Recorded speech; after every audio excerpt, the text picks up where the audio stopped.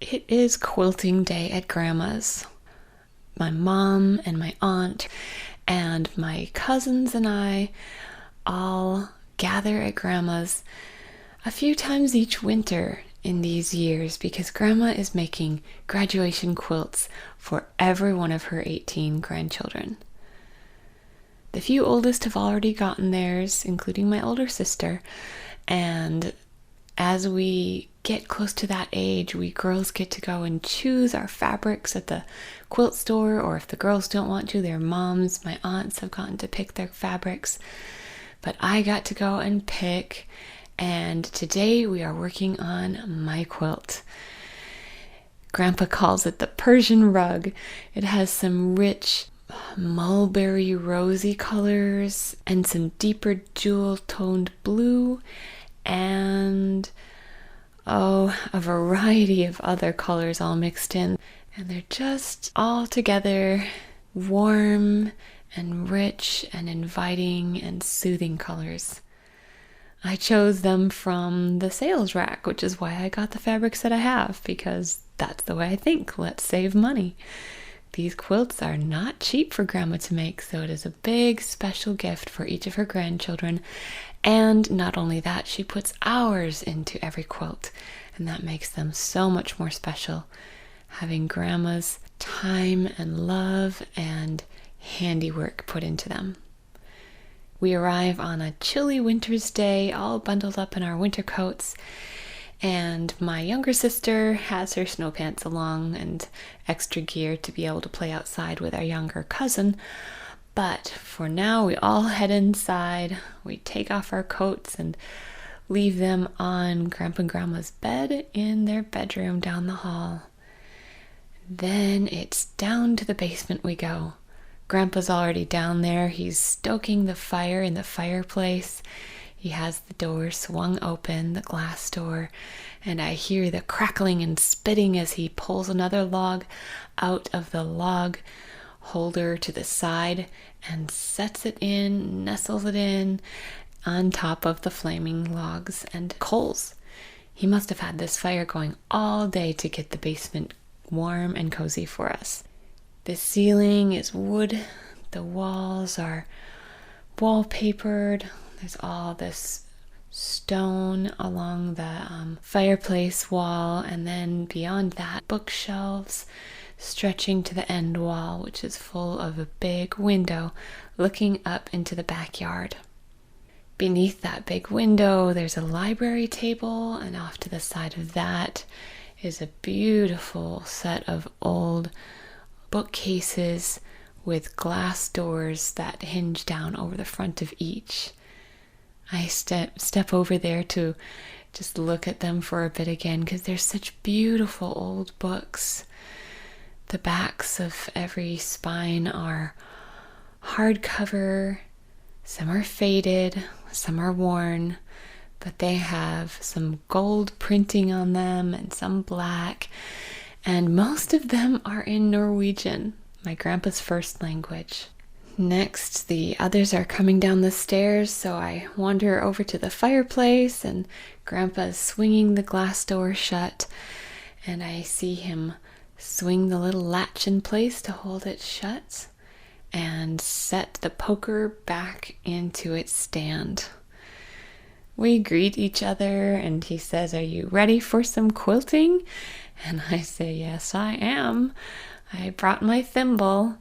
I have a sterling silver thimble with a blue, clearish blue stone in the top that's actually Mom's, but it fits me better right now." And I see my quilt all spread out on the quilt frame. One edge has been rolled in considerably as Grandma has gotten quite a bit done. She's done one side of border and one whole row of quilt blocks. There are a couple of spools of quilting thread. I love the feel of this thread. It's kind of wiry and stiff, and it doesn't get tangled easily. There are also extra lamps, floor lamps, spaced around the quilt because there's not much light down here normally, and that will help us be able to focus on the fine details of our stitches. We all have our spots now. I'm sitting with my back to the fire, not far from it, so I peel off my wool sweater and hang that over the back of my chair before getting started. Grabbing one of the spools of thread, I pull off a good couple of feet and then reach for the sharp scissors nearby and snip. And time to make a knot. When there's a pack of needles nearby, I pick a nice sharp, not too long, but long enough for about 3 stitches on it at a time. My needle is threaded, and then Grandma tells us which side of the seams are going to get stitched, and we start. Mom and her sister and their mom are busy chatting as we quilt. Grandpa's reading a newspaper in his chair, and my 2 boy cousins are playing a game on the floor. I love the rhythm of quilting. I'm doing a long border seam and getting into it. At first, I'm really careful to have my stitches come up exactly where I want and not be too long and not be too far apart. But as I get back into it, it doesn't take so much time and so much effort, and I just get into that groove, and I see inch after inch of stitches pulling the fabric layers together and getting this beautiful 3D embossed sort of effect on what was a completely flat quilt top before. I listen to the chat of the older generations, and some of the names I know, some I don't. I learned some history of the community. I can picture some of their old school days when they came to the one-room schoolhouse on this exact property.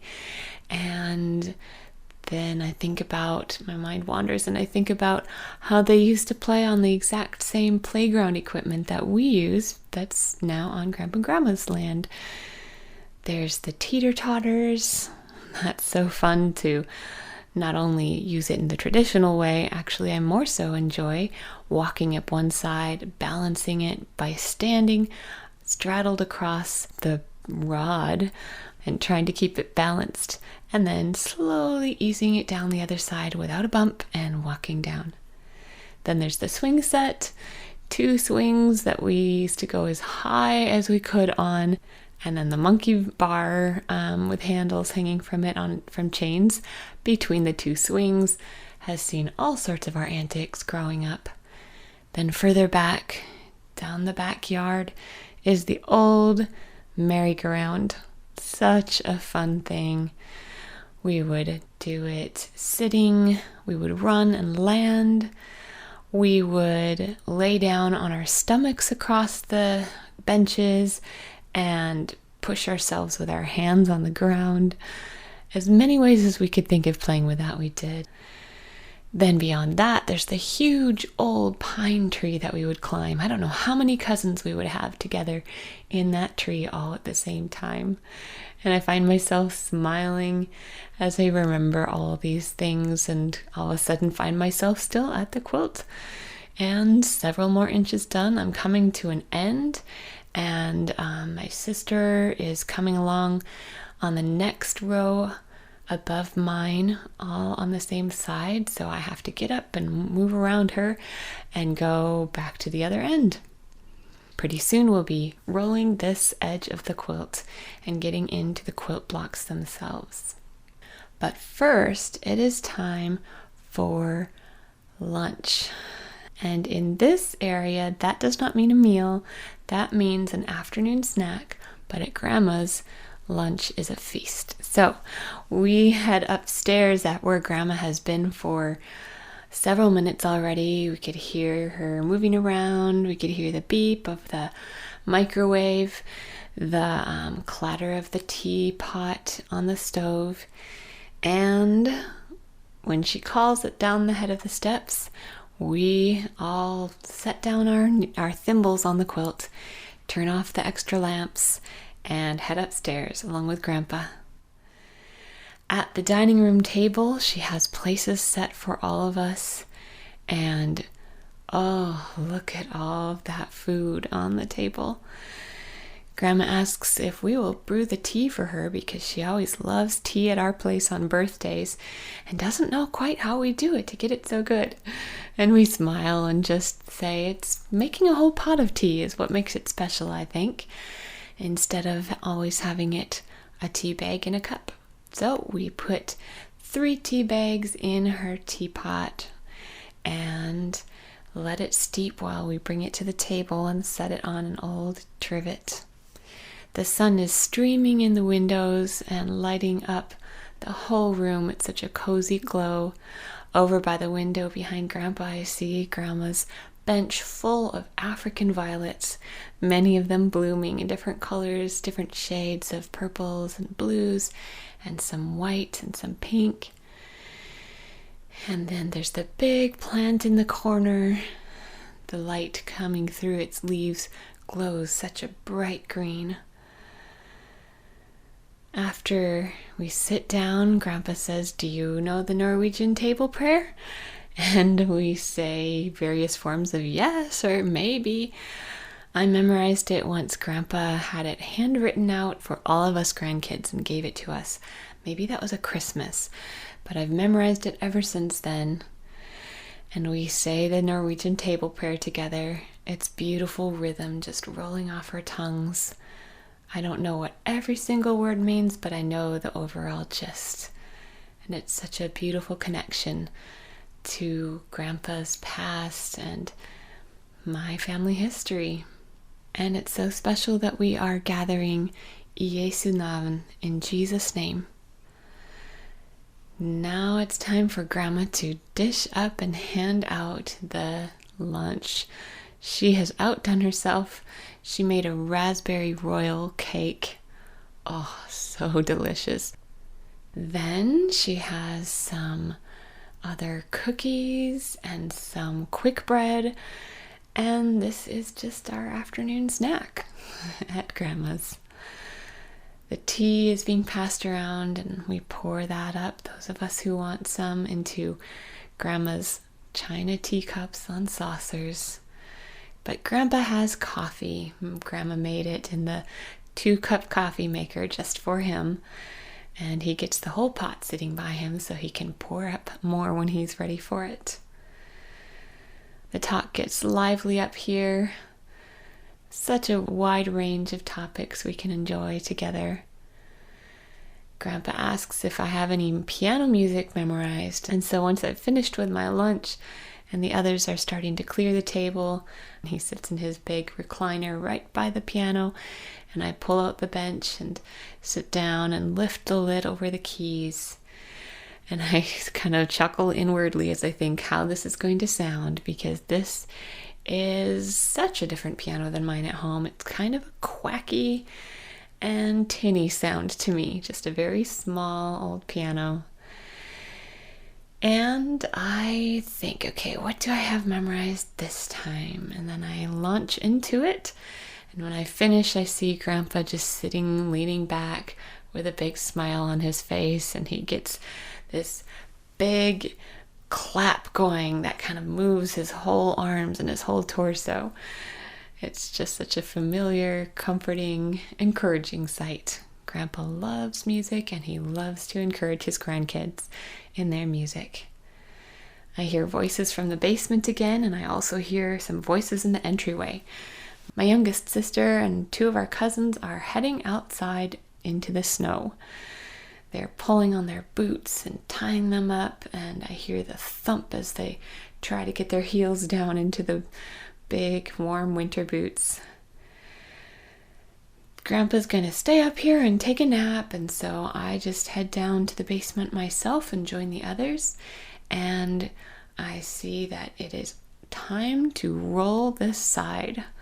So we station ourselves at the corners, open up the clamps from Grandpa's garage, and hold on to the pressure. Grandma comes with an old table knife and lifts thumbtacks out of the wood along the side here where the layers of fabric are tacked down, and we need to roll up into that area. So she gets them out of the way and we start rolling while keeping pressure pulled against the fabric the whole time, pulling on the boards. When it's in place, someone else comes along with a clamp and screws it back tightly so nothing can slip, and we are ready to start again. What fun, special days as we make memories together at Grandpa and Grandma's.